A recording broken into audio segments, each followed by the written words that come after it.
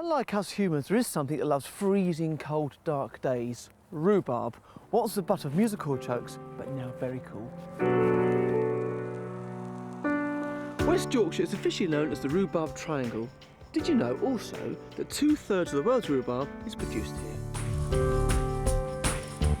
Janet Oldroyd Hume is the Queen of Rhubarb, and her business in Wakefield has been in the family for 5 generations.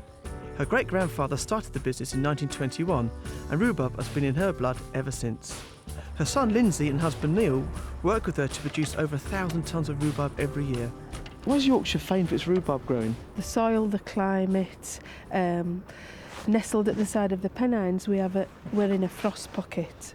Being originally coming from Siberia, it likes cold. I have to say, being a soft southerner, it's blooming cold, isn't it? Calcium loaded and cleansing, rhubarb was used in ancient Chinese medicine for stomach complaints, and it first came to this country with globe-trotting explorer Marco Polo. During the last war, the government forced it on us as a cheap and easy form of nutrition. This promptly turned off a whole generation to its lovely charms. Thanks to an annual rhubarb festival here, this vegetable, and it is a vegetable because there's no pips, is making a big comeback. I believe this is the first stage of the process. Yes, stage 1 is the actual planting out of the roots.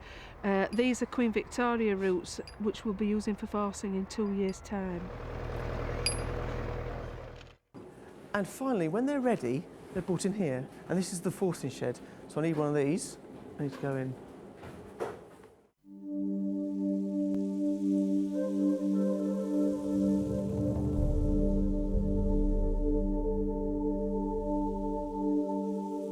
Look at that. That's eerie. It's almost scary. People talking hushed tones. I know they do. Wow. How big is this shed? 'Cause it's huge. 10,000 square feet in here. It's the largest in the country. I know this sounds really stupid, and I'm going to ask it anyway, but why do you grow in a shed? The plant grows on up quickly because it's looking for the light, and the result of that is a sweeter, much more tender, more delicately flavoured product that you would never get outside. They'll grow up to 2 inches per day. This stick would be ready to harvest next week. All the work's done by hand. You should never cut rhubarb, you always pull it. How many crowns in here, do you reckon? In here there'll be probably 20,000 roots. 20,000 roots? Yeah.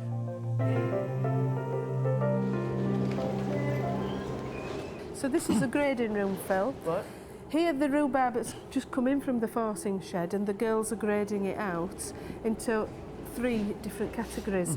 You've got the premium grade, or Crimson Crown. Then you've got stuff that's destined for the supermarkets, which is class 1. Then you've got the class 2, the very thin sticks, which are fine for purees, jams. See, I quite like this.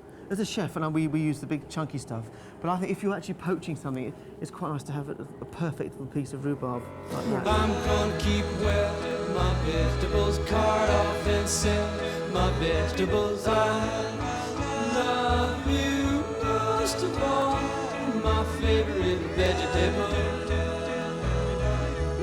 So here, Phil, we're actually removing the leaf in preparation for it going to the supermarkets. Why do you take the leaf off? All plants will transpire through the leaf. That means they'll lose moisture. Right. So if we remove that, it gives it a greater shelf life. Why do you think rhubarb's become so almost trendy again? Yeah, well, for a few reasons. You've got the popularity of old-fashioned puddings, if you want. You've got a generation that like sharp-flavoured cranberries, rhubarb, things like that. But also, particularly for rhubarb, it's the nutritional benefits. There's huge amounts of calcium in rhubarb. It's got good levels of potassium, but it's the disease prevention aspect as well. OK, it was used as a drug to cure disease, but now they're finding it's actually preventing disease. In Wakefield, you find rhubarb cropping up everywhere. For instance, here in sausages, in chutney, and also a used milk cheese. And dare I say it, also in a pint of beer. So, pint of your best, Maureen. Cheers.